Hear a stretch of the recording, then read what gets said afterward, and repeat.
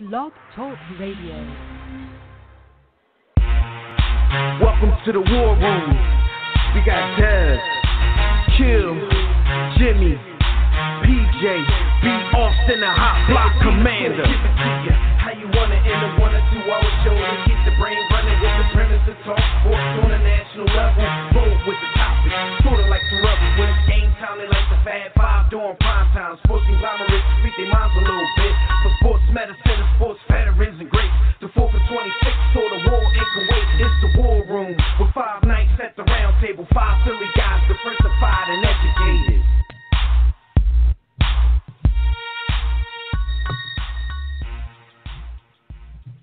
Happy Super Bowl Sunday, everybody. Was good, War Room family, and Big and Fred. If I'm having some trouble, so I can quit. But you guys are once again in the War Room, brought to you by War Room Sports and the War Room Sports Podcast. I'm your host Devin McMillan, and I'm out here. The War Room Super Bowl 52 pregame tailgate special. Our 8th annual show. I'm joined by my partner and producer and Slam on the War Room Sports Podcast Network as well. For the next hour, our thoughts, NFL awards, the 2018 Pro Football Hall of Fame class, and final thoughts on Super Bowl 52 later today at U.S. Bank Stadium in Minneapolis, Minnesota. So keep it locked right here to get in on the conversation. Make sure you join us right now in the JW Philly chat room at talkradio.com/The-War Room, or join us on Facebook or Twitter at War Room Sports. You can also call us directly throughout to give your game predictions. We're just looking for winner, score, MVP, but you can do that on the Digital Extreme Tech hotline at numbers 323-410-0012. Quick, we live on the air. Check archive episodes of our show at warroomsports.com, the War Room Sports mobile app, which is free. iTunes, Stitcher, soon great podcast. Today is finally here, my brother. I know you're doing an excellent job introducing the 7th annual War Room Sports Super Bowl tailgate party episode, but it sounds like the Medellin cartel and the Cali cartel are fighting over who's going to abduct you, brother. We're good. Now we back at it. And it's the 8th annual, by the way. So, I don't know. I tried to get y'all to let me know as soon as I started, so I guess nobody heard anything I said, huh? Yep, it bees that way sometimes. Well, anyway, welcome everybody to our our Super Bowl 52 pregame tailgate. Y'all know the drill. If you didn't hear this part, you can call in with your game predictions throughout the show. That number to the Digital Extreme Tech hotline is 323-410-0012. So give us a call. Let us know who's going to win this game, what the score is going to be, and MVP of the game. Fred, what's going on, good brother? Welcome to the show. Thanks again for hosting with us. Our third Super Bowl show of the week. You good? You ready for this? Y'all excited? The game is finally, the day is finally here. I'm ready. I'm ready. Can't wait. In the words of Bart Scott. Can't wait. Bart Scott voice. Can't wait. All right, we're going to jump right into the festivities because, last night was a big night, the NFL honors and the naming of the 2018 Pro Football Hall of Fame class. So let's start off with the NFL awards because I know we all, gave our awards a couple of weeks ago here on the show. And for all you listeners out there of Cover 2 with McMillan and Purdue, our season had to be cut short because of some issues with the War Room Sports Podcast Network. But, Fred's been here with us holding it down for our 3 Super Bowl shows. And we've been getting our our football talk on, along with B. Austin. Real quick rundown. Comeback Player of the Year, Keenan Allen. I think most of us agreed on that, or at least can't be mad at it. Marshawn Lattimore is your Defensive Rookie of the Year.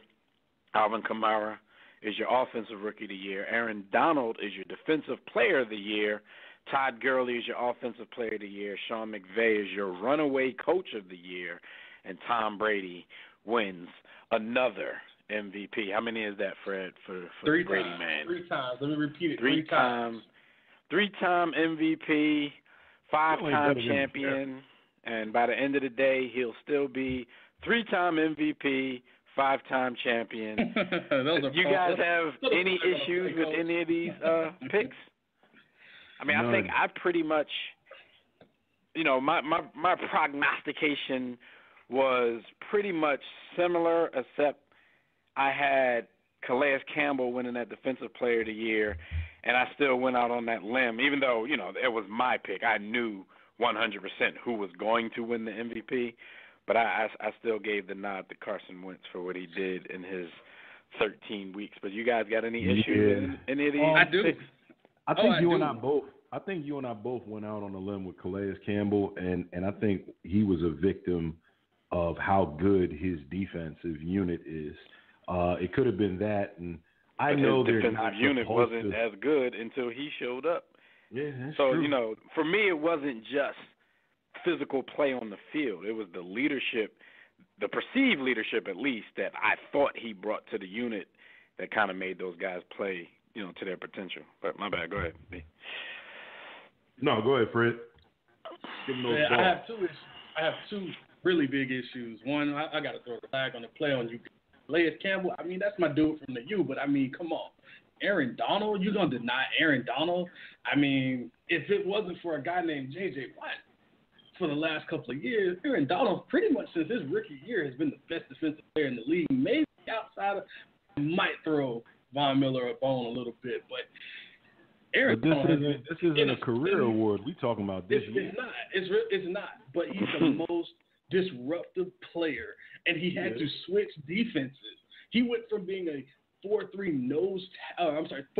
up the field rushing defensive tackle in the mold of a Warren to more of a space eater, more of a guy who had to share the sugar a little bit in that 3-4, and this is his first year in it.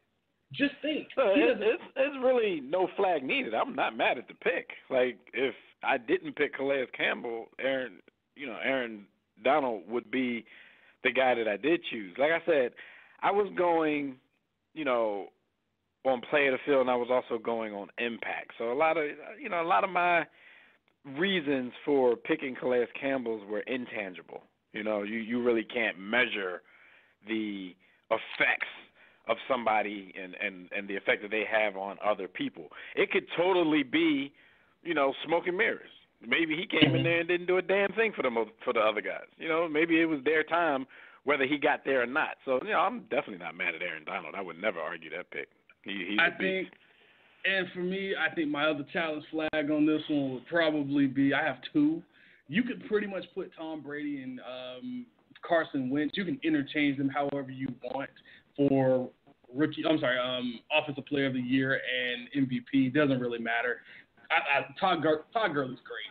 Don't get me wrong. He does so many different things for that Rams offense, but Carson Wentz, what he did in 13 games, it made me I would be a little worried if there was Carson Wentz instead of Nick Foles, and Offensive Rookie of the Year, Kareem Hunt got that. Despite slowing down towards the middle of the season, what he did throughout the whole season, because Alvin Kamara didn't play the full, because some guy named Adrian Peterson decided to complain, even though he knew he went to a team where they don't have one sole running back. And even if they did, it was Mark Ingram. I was about to say, I always wondered how he got into that situation if he ended up complaining. I'm like, did they sell him a dream in these meetings or something? Yeah, that's the scuttlebutt on the street, is that Sean Payton, promised him one thing, but Sean Payton said, "Yo, I gotta go and win." I feel you on Kareem Hunt. I do, and I kind of struggled with which one, because Kareem Hunt tailed off towards the end of the season, and somewhere deep in my soul, I do go with how you finish as opposed to just looking at how you start. That's what catapulted Alvin Kamara ahead of Kareem Hunt for me. And the other thing that I looked at was how dynamic Alvin Kamara was, because from the outset of the season. He wasn't starting, and he wasn't really a part. It wasn't a three-headed monster as much as it was a two-headed monster for the first 3 games of the season, but he was involved in the kicking game. So you got a guy that returns kicks, returns punts, plays in the backfield, splits out wide, affects the passing game. I saw so much with Alvin Kamara and how dynamic he was. It wasn't taking anything away from Kareem Hunt, and he had a hell of a season. But I just saw so much more in Alvin Kamara. He's like the power dwarf or the super midget for us, but maybe times 1.5 even. At this point, they gotta get Power Dwarf a ring today, man. He deserves it. He definitely does. They gotta get Power Dwarf a ring, man. Alvin Kamara was he was the final experimentation of what a really bigger player can do in Darren Sproles' role. So I see where you're going, and I'm sorry, but Deshaun Watson should have won this hands down. But the knee injury. No. You know what? Deshaun Watson would have won this hands down. Like, injuries derailed a few dudes who should be getting awards to that. I mean, last night. My man threw for like 7 touchdowns and 1,000 yards in one game. Like, I'm all about Deshaun Watson. Deshaun Watson I've never seen that. A scare for the first time in a long time. A young player scared Tom Brady. I'm just being honest. But this was that season, and it started with him. I don't know. I guess the older I get, the softer I get. But injuries on teams, players and teams that I have no root and interest for really messed me up this season. Starting with his. Like, to see Deshaun Watson go down. And Fred, we talked about him on Cover 2, a lot. We talked about him on Quick Slants a lot when he was coming into the NFL. There was nothing special about Deshaun you didn't Watson. See all of this to me. Yeah. But to see him start that way, you couldn't help, unless you just didn't have a soul, you couldn't help but to start rooting for the dude. And then when he went down, it's like, man, to see him, against these odds, because people really didn't believe in him.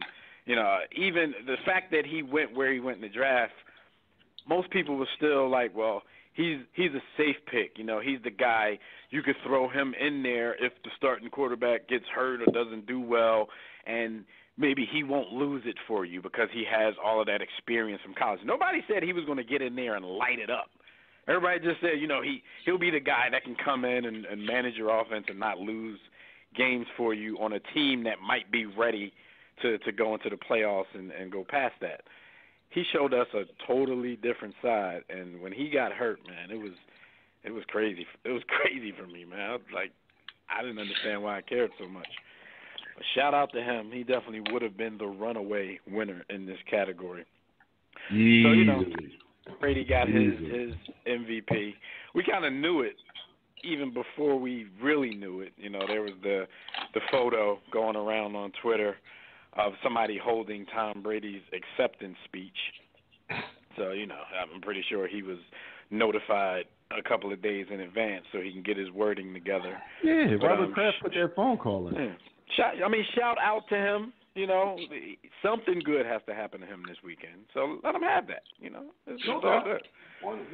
2 more trophies to win. 2 more trophies. He can take some positivity out of this weekend. So no doubt, good for him.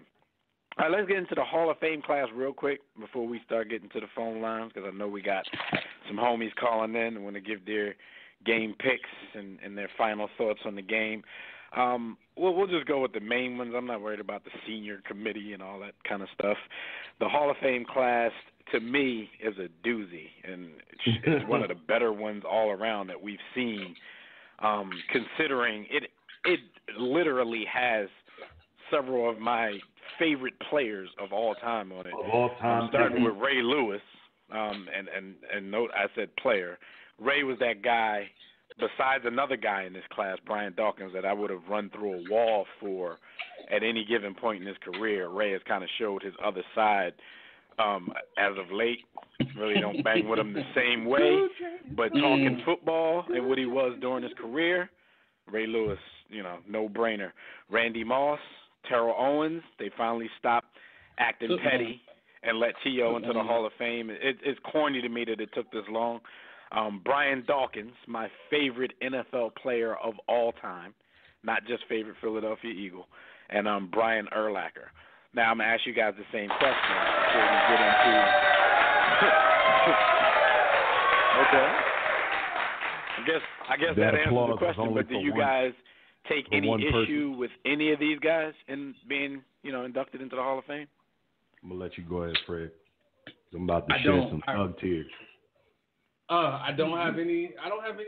Brian Dawkins, I'm on the fence on. I'll smack that ever-loving life out of you. I know, because Philly is that's where your heart is. I understand. It ain't even about Philly. And the only reason I say this is because I have a soft spot in my heart for offensive linemen because they don't get the recognition that they deserve sometimes. So when you see Jacoby like should Tony be in the Hall of Fame. Yeah, when you see Joe Jacoby, when you see Tony Baselli, and you see how long these guys have waited, how great of players they were, and offensive linemen don't get any love, I understand. But for me, when I don't look at running backs the same, like when I see guys like Edgerrin James, granted he went to the U, that's great, but he played for the other side, so he can wait a little bit longer. And I mean the other side by the Indianapolis Colts, so he can wait a little bit longer. Plus he had gold teeth. That too. I mean, but everybody from the U got gold teeth. And I can understand. I can think of a few other running backs that were a lot better than him. So when I see, I mean, there's one in the NFL right now that's a top 5 all time in rushing yardage in Frank Gore. So shout out to Phil Maddox from the Tissue and the Taste. He's been banging the Gore drum for a long time, and Jimmy just keep dissing Frank. Hey, but listen, Fred, I'm not even gonna front. Like, I'm not mad at you for even saying that. I was actually kind of surprised. I didn't think Brian Dawkins would get in right now. I know he deserved, he's a no-brainer and deserves to be in the Hall of Fame. But the way they do things, I didn't think he would get in this particular class. Here's my issue though with the whole thing, Fred and B. Like, chill with this class stuff. Chill with this ballot stuff. I mean, why is there a limit? If you're a Hall of Famer and you're eligible, put them in the Hall of Fame. Some classes might be 5 people. Some classes might be 10 people. Some classes might be 2 people. But if you're eligible and you are a Hall of Fame worthy player, like, if you end up putting, Joe Jacoby in after 65 votes, he's still in the Hall of Fame. So, like this whole ballot thing to me is corny. Yeah. Because first of all, if there's balloting and that means something, and there are obviously feelings involved in this because Terrell Owens retired as one of the top 3 wide receivers who's ever lived, and he had to wait. And so we already know that the system is flawed. So if somebody's a Hall of Famer, just put him in the Hall of Fame, man. All this waiting and all that kind of stuff. If the class got to be 16 people, then let the class be 16 people. Your issue speaks to a deeper issue, which is the hypocrisy of the Hall, and it's definitely based on how the sports writers feel, because I believe that both Randy Moss and Terrell Eldorado Owens are first ballot Hall of Famers. I do believe that. But by their own criteria, you can't make Terrell Owens wait and put Randy Moss in immediately. right. Like Randy Moss literally who said, I don't play every play. Like, I never got that. He said, I don't play every play. He had off the field issues, which Terrell Eldorado had none. Did not have. So it's like you made Terrell, you punished him for They punished T.O. for acting like a bitch. The base bottom line, because he acted like a bitch all the time, they punished him. Yeah, that's what it was, and it's not fair. But that I take issue with with that, because there are when you lift the rocks up and you look underneath the rocks, there are guys in the Hall with serious issues. I mean, Ray Lewis being one of them, and I definitely think that Ray Lewis is the greatest middle linebacker of all time. I would be remiss if I didn't shout out Derrick Brooks. But I think they're beaming you I up. think Ray Lewis. I think Derrick Brooks. Make it out of here. I knew you was gonna say that. He's one of your Chauncey Billups, Sam Cassell type dudes. Derrick Brooks. I'm not saying he wasn't good, but you always bring him up when we talk about the greatest middle linebacker. I think he's wrong, brother.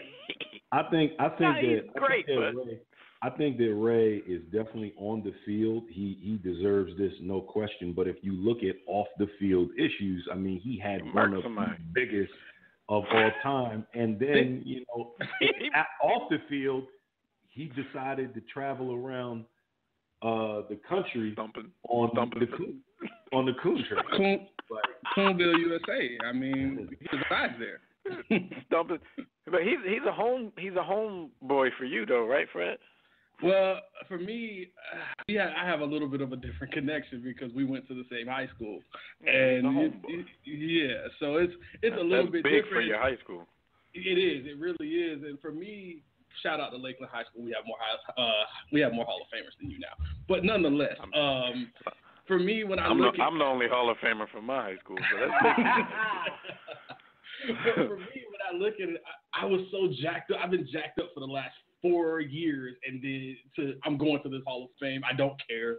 And then he just decided to switch to the other side. And I'm just like, he starts stumping for Trump. Can I really? It's crazy because when I made the post on social media when everything came out for the high schools and all that, it was like all of the former alumni are like, "He's a coon. Why are you even posting this?" And that's your first reaction versus, man, congratulations. Wow, that's deep, Fred. That's deep. Exactly. Yo, his actions have damaged his legacy in the African American community, and it may to the be point where they forget irreparable. What he was. Yeah, what a great player he was. And I wanted to give a couple bars to B-Dog, and I know for me, it's complete bias. Dev, you admitted yours. I won't say that he's. You know what? I can say he's probably in my top 3 favorite players ever. And I'm talking, when I say favorite, I mean across all sports. Like he's the guy that there's like emotional connection with, like I'm a little kid. You know what I'm saying? And it's like watching. No, I will play. run into the bar if B-Doc was getting rolled on. Yeah, and I don't know. Like, and I just, and for what he did for the safety position, are there other players that were more athletic, more talented? Probably. But the guys what he did for his team, I get you. But B, ain't no other players can hover over the field horizontally like Bull. None. Wouldn't nobody come out here and suplex nobody? That's for sure. None. Suplexing tight ends like they weigh 14 pounds. Yeah, he was a different breed, and I look at him and his contemporaries, guys that came a little bit after, like John. I think John Lynch will probably, if he's not already in, I think he's already in. He's still waiting. He's still waiting. He needs a little overrated to me when compared to Doc. And then I look at Ed Reed and I look at Troy. Now I believe that Ed absolutely deserves to get in because what he did, I feel like it was kind of unique. We're still comparing the way he played. I think Ed Reed is the greatest safety of all time.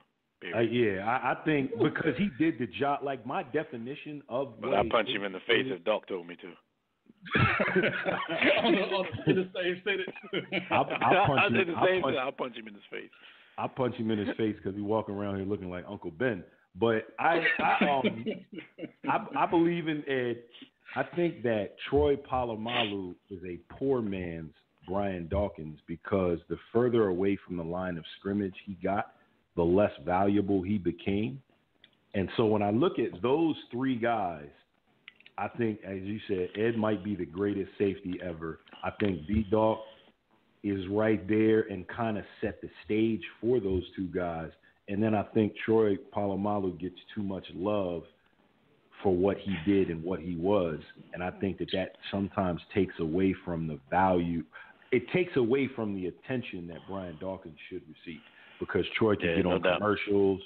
And he had hair. He was very likable. He had hair and he jumped over the center at the snap count.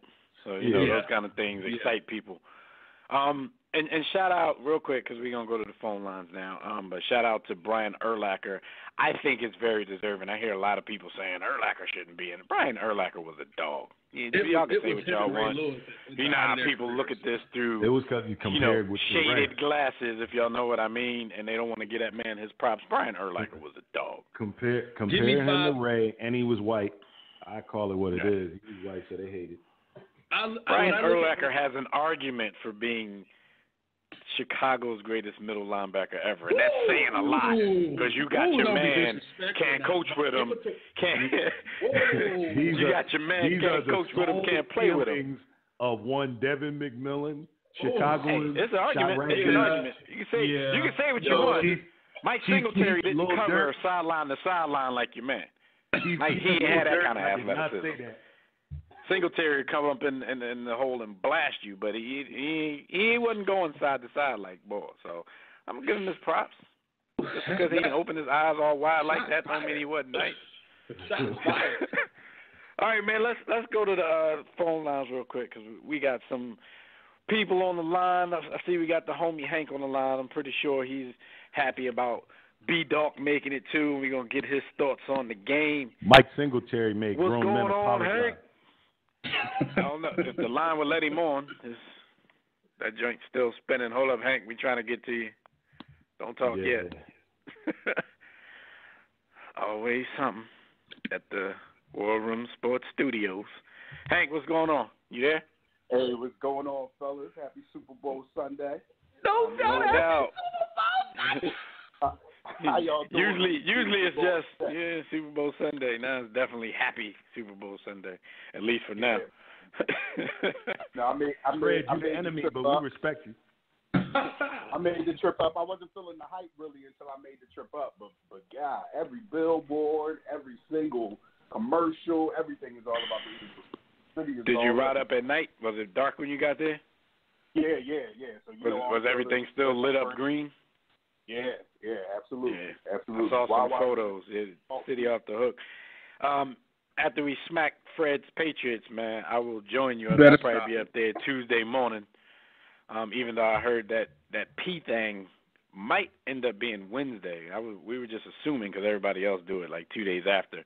But, championships are so far and in between in Philly, they probably need an extra day to plan the police presence that they need. Yeah. So, but we're not even talking about that. Yeah, that don't exist. What's your thoughts on the Hall of Fame class real quick before you give your picks? Beautiful, man. I mean, for me, I feel like this Hall of Fame class is like the epitome of like my era of like understanding football. Mean we old men? These guys were like my top like guys when I was into Madden heavy, when I first started fantasy football, when I really understood the game. These were my like top in the world. So I mean, no complaints at all. I'm like you said, I've heard some Urlacher hate, but dude was ridiculous. He was incredible. So I keep trying to tell these people, man. They keep trying to look at this man through these shaded glasses. Exactly. Stress. I mean, that Chicago defense was tremendous for years and years and years. And, they went to the Super Bowl off the back of that defense. I'm about to say they went to the Super Bowl with Rex Grossman. So you know the defense. Yeah. They went with Rexy. Urlacher is he took Donovan's job in Washington. Yep. Ray Lewis, like you said, regardless of what he was off the field and what he's become now on the field, that's who I wanted to be when I was playing football. I wanted to be Ray Lewis. So those speeches, that heightness, the way that he controlled everything from that middle linebacker spot, that he was amazing to me. B-Dawg, he was one of them dudes too, Hank. He was one of them dudes, like, I run up in the bar for Ray, and that's dangerous because you know the kind of stuff Ray used to get into. Exactly. So you risking a little more running up in the bar to help out Ray. Because they got their shanks out. All kinds of they stuff. had to take that case for Ray. You know, Exactly. They ended up taking that murder. Because he preached to him after that night. I know I poked that man, but I love you guys. B-Dog. B-Dog, I'm like you. That he's my all-time favorite Eagle, all-time favorite player. You know, I always wanted to rock the dark visor. It was something just about, you know, the way that he really controlled the game as well. I mean, I think you downplayed his ability to cover a little bit. I think he was really one of the first safeties that could do both. Like you said, he was kind of that blueprint for an Ed Reed, where he was a hard-hitting guy, but he could also get back there and pick off some things and cover some of those tight ends. They were making that. I didn't downplay it. I've spent like the last 12 years over talking it and probably overrating it. No, but good. No, you probably took it, but you know, it sounded that I knew what you meant, but it sounded that way because you went right into Troy off the comparison and telling us how Troy couldn't. But no, people probably missed you like the farther back Troy gets, but that wasn't what you were saying about Troy. Yeah, no, Doc could cover, especially I'd say the first 10 to 12 seasons in the league. He had really good deep coverage skills. And he wasn't even a speedster either. He wasn't. No, he was smart. He actually ran a 4.35 coming out of Clemson. That's I never knew that. I never equated Dawkins with speed. So you didn't. You thought of him as an in the box safety that just he ran a 4.35 because he got too big. He went from like 195 to 250. That's probably why. Once he turned into Wolverine, he couldn't run like Flash no more. Adamantium kept him weighed him down. I mean, we've said enough about them. They both have all the stats. There's no reason that, you know, with all the different personalities and criminals that are in the Hall of Fame right now, that those guys shouldn't have been in the Hall of Fame. So, so the game, man, the game today. You know, I've been picking against us all year, all playoffs. Keep doing it. I pick against us my whole life just because I know better. Exactly. And so in my heart, I feel like, you know, we're built to beat this team. We can pressure with the front four. We can make it interesting for Brady. We have some pretty fast linebackers. Michael Kendrick's going to have a good game. Bradham's going to have a good game. Jenkins is going to have to do his thing from the safety spot. He got to earn that big check he got from the league. But I mean, we have the defense to beat this team. It's going to be about the offense. If we can stick to the run, if Nick Foles can continue to make some plays, we can make it happen. The key is that we can't have Brady with the ball driving down the field with 2 minutes left. You know, we have to have hell no out of reach. This is not Matt Ryan. Yeah, and Matt ain't even that bad in that situation. When we stopped him, I don't see, you know, Brady being stopped in that situation. So we definitely don't need that. We got to jump on them early, and we got to stay on them. That's the key. That's how we're going to end up, you know, being in position to win this game. They showed us, Jacksonville showed us how to beat this team, you know, but they just pulled up at the end. They got conservative, and they kept giving all that. They had Blake Bortles. They pulled up or they pulled out. Jacksonville ain't want to get them pregnant. Jacksonville scared. All right, so call it, man. Call it. I'm gonna go 24-21 Patriots. 24-21. Who MVP? The Brady man? Yeah, man. You got to give it to Brady. He's going. Brady. If they win like that, that means Brady came down and won the game for him. All right. I don't know if I like the same that. score as last time, right? Kind of gangster. Hank picking against his team. I don't know if I like. I think he. That's what we think. I mean, a pick is a pick. You know what I'm saying? It's different than your heart. Yeah. I mean, I've been picking with my brain, you know, all playoffs. So I'll continue to do that. You know, I hope that's not the case, but that's what I think.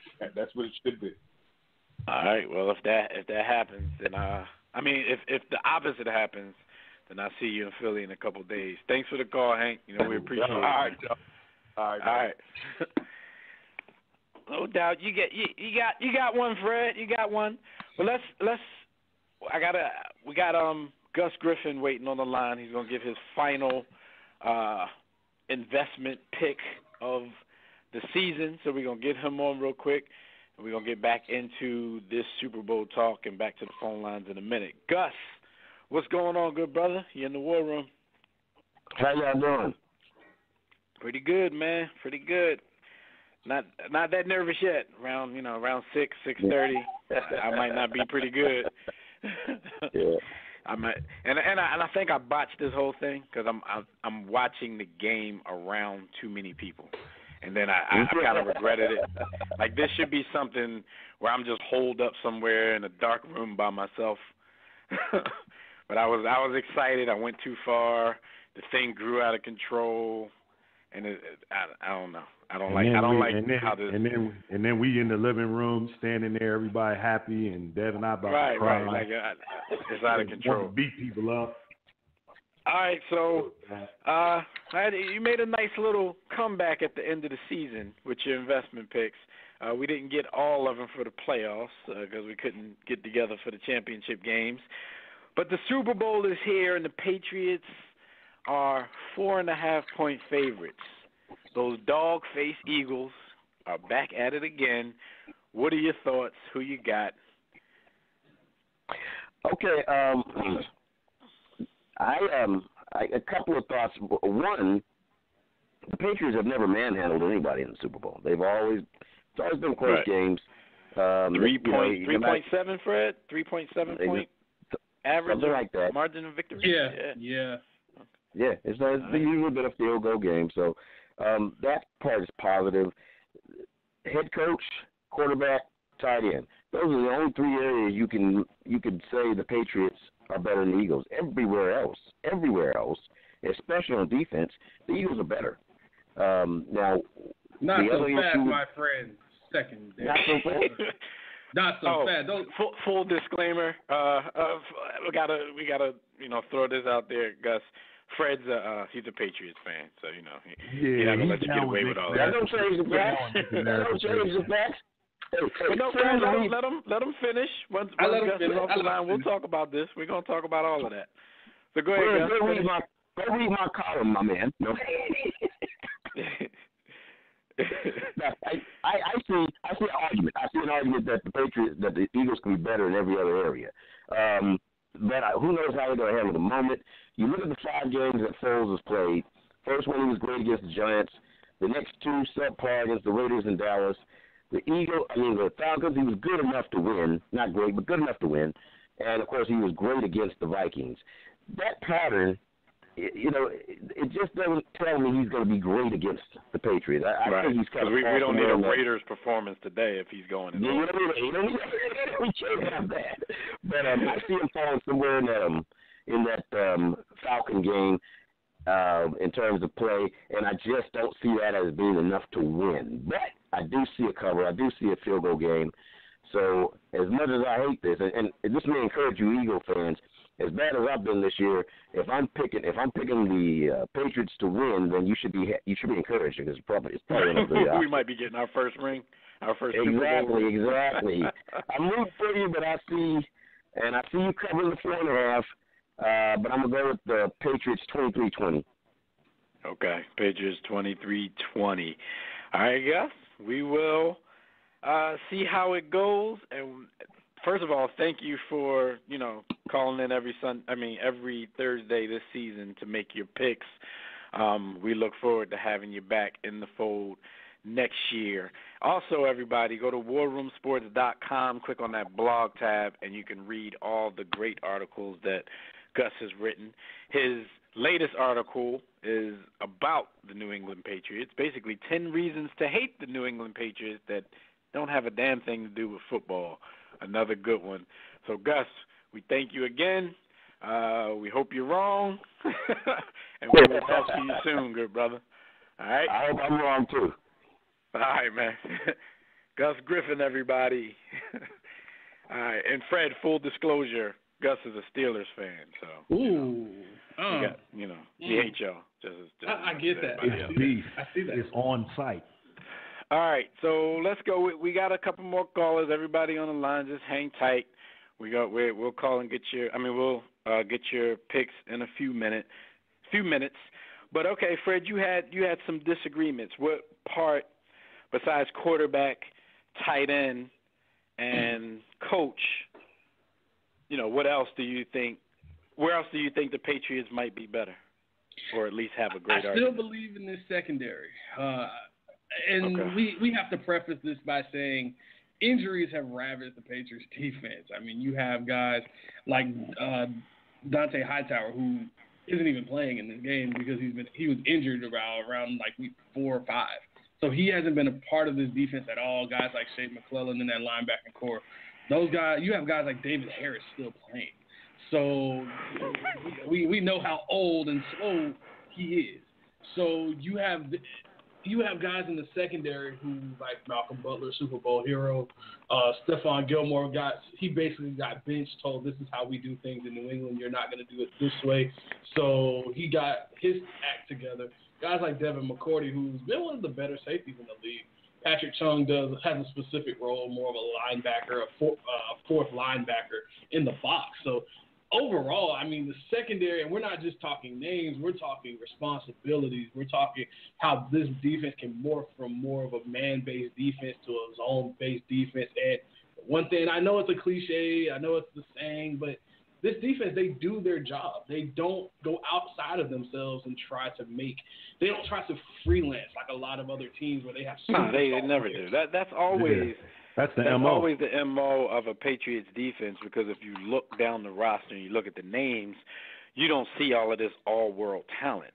But if you're an NFL player, that's good enough if you're not going to make mistakes, if you're not going to go outside of yourself. Belichick, that's his thing. He gets people to play within themselves, and he puts them in the best position that he can put them for their skill set. So, no, they, as a unit, they definitely get it done that way. And, when a lot of people analyze this kind of stuff, they're looking at names. Oh, they got this guy, they got that guy, they got this guy. But now that makes a lot of sense. And when you compare the secondaries, it's a hard comparison with the Eagles because you never know which Eagles secondary is going to show up. Because they have a trash mode. They have a trash mode. They have a, I didn't know they were that good mode. And then they have that in-between where they hovered for most of the season, while the front seven got busy and probably made them look a little better. Look a lot better, exactly. They have a trash mode. They have especially a double move trash mode. And I hope they don't show that tonight. I touted this defense earlier. This year, I said this secondary is pretty good. I mean, but when I see on the outside, the weapons on the outside are Alshon Jeffrey and Torrey Smith, who can beat you deep down the field, who can stop these guys step for step. I mean, if Torrey can beat you, but can he catch the damn ball? Exactly. I don't even know if Torrey can beat you anymore. I've been wondering about it. I've been wondering why. Even the flea flicker last week, B, like, he didn't have a good, that was just a safety blunder back there, but it was a hell of a catch. You really didn't expect Torrey Smith to catch that ball. And Nick Foles dropped it where he dropped it in the perfect place. Right. There was nowhere else to drop that ball but out of bounds. Who's got, real quick, who's worse? Torrey Smith, Darius Hayward-Bay, Jacoby Jones, or Ted Ginn? Or Ted Ginn. I knew that was coming. This is all fast trash. And the funny thing about that, more than one of those guys that you named are from Maryland. There's a pattern going on there. Maryland is so hard pressed. I'm going to say was because they're no longer in the ACC, but they were so hard pressed to have like talent that was comparable to Miami. They would get speed guys, Miami with no hands. The Florida schools, Florida State. But you would just get fast dudes just to say we can compete with them guys, but you forgot one part. They couldn't play wide receiver has to be able to receive. They would say, "Oh man, you run fast. You don't got no arms. That's cool." They used to get a bunch of fast ass T-Rexes, yo. I give Ted Ginn slight credit. He's got That's only for the last. That's only because at the end of he's his changed career. his career. Yeah, the end of the career. But I'm not putting him in the Hall of years. Fame or anything. I'm hardly making him No, a because starter. people probably told him, like, look, dude, this is life. You're going to lose a step. Learn how to catch. Like, come on, dude. Like, learn how to catch the ball. Ted Ginn used to let the ball just, like, drop through his He's running down the field. And he had the guy beat and just drop it. But you know what? Those four receivers you mentioned, they'd make Al Davis's all-time starting roster. Al Davis would have gave him anything. Oh, yeah. Put Jamarcus Brown, Russell in James and you got Jett. a deep ball off. Like, Al Davis, like, if you ain't fast, you ain't playing for us. No, go home and work on your speed. All right, let's go to the phone lines, man. We got Rob calling in from Cali. Rob, this is going to be a 1 to 2 minute call, dude. Make your pick. We had him on the line. What was it, like 10 minutes on Thursday? Mm-hmm. He said all of that and didn't even make a pick. Rob, we coming to you on the line now. Winner, score, and MVP. All right? So we going to the lines. We got Rob from Cali. What's up, Rob? What's going on, man? Nick Foles in the building. First of all, biggest fan in the building. Congratulations to all the people who made the Hall of Fame. Brian Dawkins. And I think people forget because I think people forget that because I like when Bias was breaking down the safeties. Troy Polamalu was as a great talent as what he is. I'm a little biased to Troy Polamalu because I'm on the West Coast and I love Samoans. Troy Polamalu, as good as he said I love Samoans though. As good as he was, he and fly around as he did, he could take himself away from the play. Away from the game. He would overrun plays. I've seen it. But man, we gotta get to these picks, brother. Come on, man. You know what though? That last play against Atlanta when they missed with Julio Jones. I mean, it was a linebacker in this position, but if this was Troy Polamalu, the Eagles would have lost that game. Because I don't know if y'all noticed on the backside of that play, which was the real hero move on the play, when what's his name? When Matty Ice rolled to the right and and your man slipped, he tried to look back to the left side of the field because he had a running back coming out of the backfield. Mm-hmm. He slipped as well. The Eagles' turf must be trash. He slipped, but Michael Kendricks, instead of seeing the running back on the ground and turning his attention to the quarterback in the play and trying to play hero, he stood there with him just in case he was able to get up. A lot of people don't have that kind of discipline. Shoot, Michael Kendricks don't really have that kind of discipline all the time.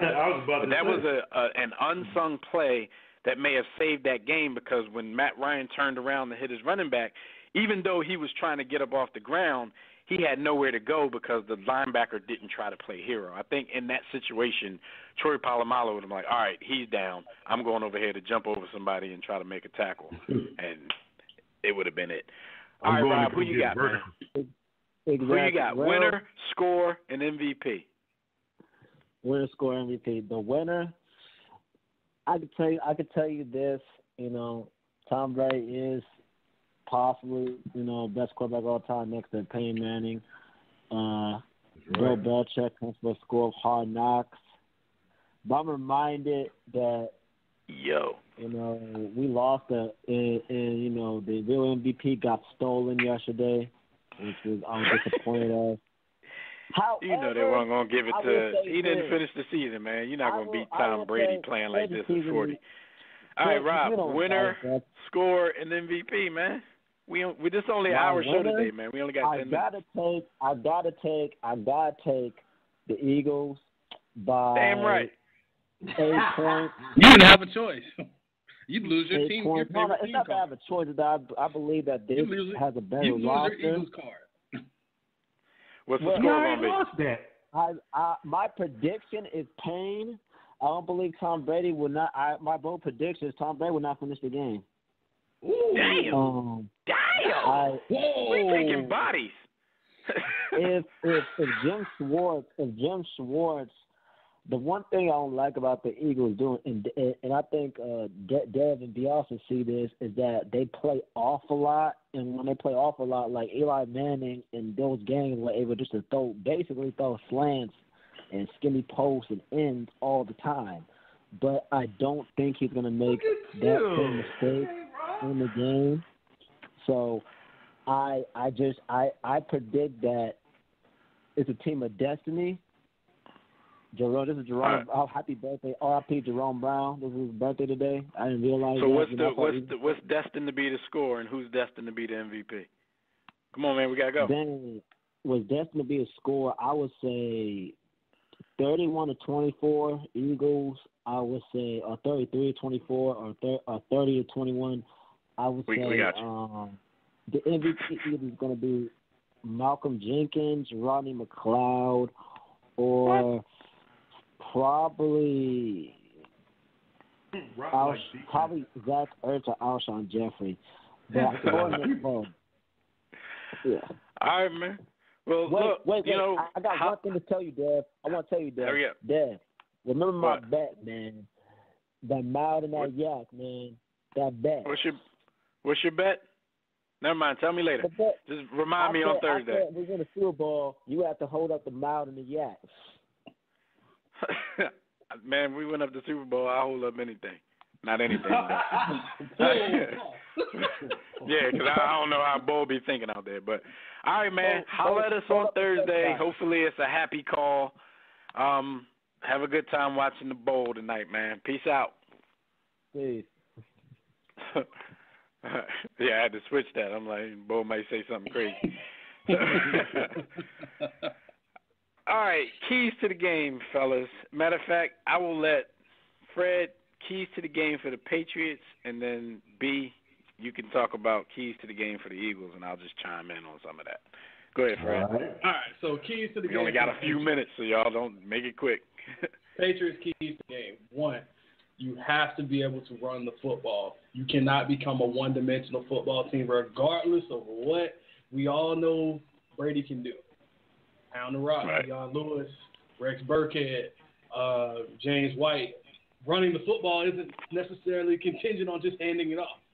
Short screens, underneath routes, 2 or 3 yards away from the line of scrimmage. Those are all extensions of the running game. Number two. And it's not even contingent on getting big gains all the time. You just have to be consistent so they won't start teeing off on your 40-year-old quarterback. The interior line must do their job. You have to contain a guy like a Fletcher Cox. You're not going to stop him. You're going to have to just simply slow him down, double team, chip block him. You're going to have to and then you have to be also aware that if you double team him, somebody like Vinny Curry, Brandon Graham will be available to just lay the wood on Brady, and you don't want that to happen, so backs are going to have to block as well. 3. We definitely trying to lay wood on his shoulder today. Defense has to all day. The defense has to, those linebackers, and the defensive line has to get to Nick Foles, make him uncomfortable. Unsung heroes like Malcolm Brown, one of the only first-round picks on the defense. Also, Trey Flowers, one of the up-and-coming pass rushers. They don't have to necessarily sack Nick Foles, make his life hell. You have to make him move, change the launch point, make him uncomfortable, back the ball down, hit him, maybe tap him on that arm a little bit, tap him on that shoulder a little bit, hit him a little bit, let him know that you're here. And last but not least, halftime adjustments are critical. You cannot just simply know what to do on the chalkboard. You have to be able to go out and execute. You do those things, you win. See, this is why Belichick shines, though, because Super Bowl halftimes is like a damn bye week. So it's like you got all that time to, do what you got to do to make adjustments. All right, B, where do we start? What's the keys to the game for the Birds? We must start aggressively. I thought about this and I said, man, they're going to script the first 15 plays. We're going to come out like Bernard Hopkins and feel them out. We ain't got no time for that. This is Tom Brady. I think he's learned from Andy. I think he's learned from Andy's mistakes. If Andy used to go up by 3 touchdowns, he felt it wasn't gentlemanly to continue. Andy is built to coach in the Little League in Pee Wee. Mercy rule. I don't want to offend Tom Brady by scoring 24. Let me dial it back. But no, I digress. With us, I think that we need to take shots, many and often, intermediate and down the field, because I would like to see us I'd like to see us be able to use the strength of our team, which is that D-line. I would like to be up by 2 touchdowns and a field goal and allow our Brandon Graham and Chris Long. I want Chris Long to be able to go say hi to his friends on the field. Like, go say hi to your man, speak to him, whisper in his helmet, I'm here to get you. You know, it's not personal. You know, let them go meet at the quarterback. And in order to do that to full effectiveness, we need to be up by 3 scores. So basically, pause this whole thing, but we need long cocks all day. All day. Long cocks with no Smallwood. All day. I don't even want to see Smallwood on the field. All right, look, no, but here's one of the most important things on defense, you know, and Fred kind of alluded to it as a point, as a, you know, key for the Patriots. And this is for any quarterback of Brady's ilk, not of his, you know, legendary status, but of his turtle ilk. So this goes for Nick Foles as well. But you need Fletcher Cox, Timmy Jernigan, all those guys in the middle to push the pockets. They need to manhandle the center and the guards, because Brady, he cannot have a pocket to step up into. Like you said, if you got Long and Graham and Barnett and all those dudes coming off the edge, you need to push that pocket. He has nowhere to step, so he's just back there and he's food for those defensive ends. That's a lot to ask, but Fletcher Cox got that money for a reason. He's one of the better defensive tackles in the league for a reason. He needs that to go down. Offensively, I agree with you, B. Aggression. You know, run-pass option. You got to make it work for you. We got to get those running. We got to get Ajayi out in space and let him do what Let him do his English UK thing. Just do what got you here, man. Yeah. You know, we got to roll. You got any last thoughts before y'all make y'all quick picks? Zach Ertz, man. Zach Ertz, show Patrick Chung's Chinese side, man. Come on, man. Yo. Zach Ertz, do your thing. And shout out to him actually having a Chinese side, because I just found that out last week. I just thought he was a black man named Chung, just like we got a black man named Julio down in Atlanta. But shout out to Chung really being, you know, having some Asian in him, because I just thought his family was fronting for some reason. All right. Fred, winner, score, MVP. Winner. No analysis, just let me know. We all know where I'm going. New England Patriots win this game 24-20. Belichick makes the necessary adjustments. Patriots come out and make a defensive stand at the end of the game, 24-20. Was this really that difficult? MVP? MVP, Tom Brady. Come on now. All right. B, winner, score, MVP. Patriots, 27-21. MVP will be Stephon Gilmore. Can't even say that with a straight face. Eagles! E-A-G-L-E-S, Eagles!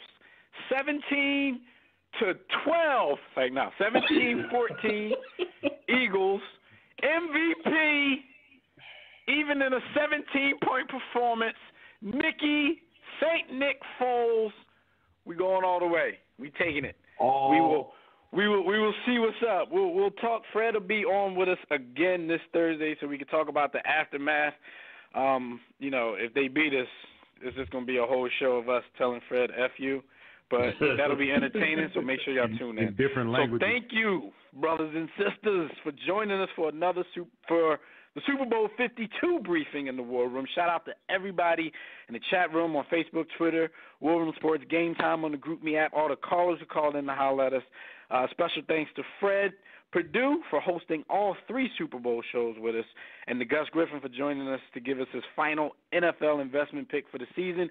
Tune in Thursday, live right here on demand on the WarRoomSports.com for the War Room's 400th episode. So until then, enjoy Super Bowl 52.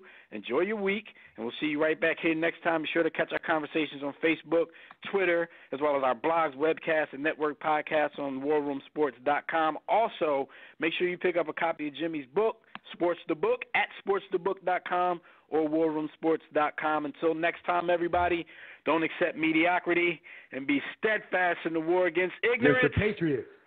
Patriot fans, Fred, we will see you chumps on top. Holla.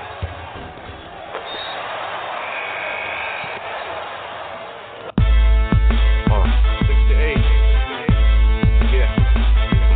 War Room Sports. Y'all ready? Let's go. Stay in tune to Jimmy. Know the blueprint. Yo. Every Thursday, 6 to 8, they do this. Shout out to Dez, PJ, B. Austin, Doc Bay on replay. WarRoomSports.com. Get that mobile app. If not, dial 323-1400-12. They be going and you sensitive, then oh well. Physical podcast, let's talk sports. Showtime like Magic and the Block Push. Listen live, push 1 to join in. Rip your team or listen for your enjoyment. Hip-hop dollars, pit stop and knowledge. Should be in sports credits, I ain't talking college. 5 guys, no beef though. Corporate secret, but the streets know. Belafonte, I got a G flow. KC, royalty, I'm in beast mode. 2 hours, get your game up. Who's the best in sportscast? You better name us. War Room Sports. Yeah, you know, Jimmy, Dez, PJ, Jock Beck, B. Austin. I'm Jock. Up and coming on the beat.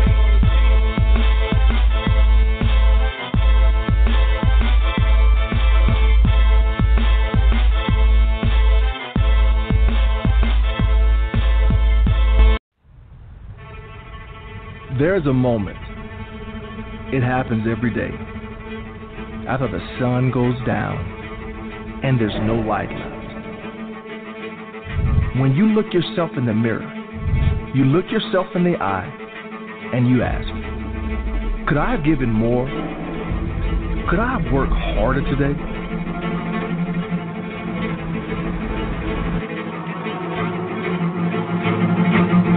I know they say, if you love what you do, you'll never work a day in your life. Well, I don't buy that.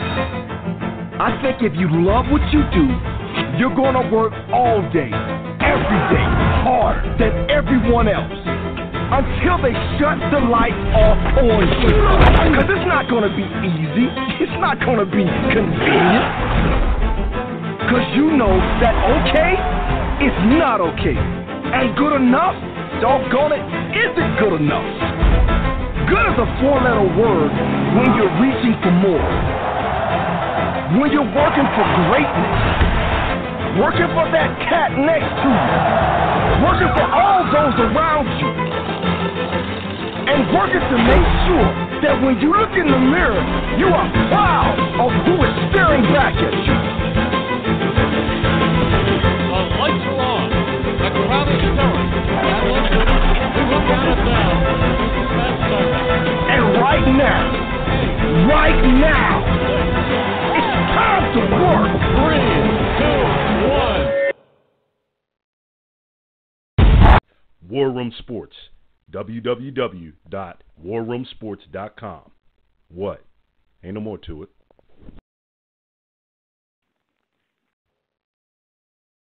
You bring your phone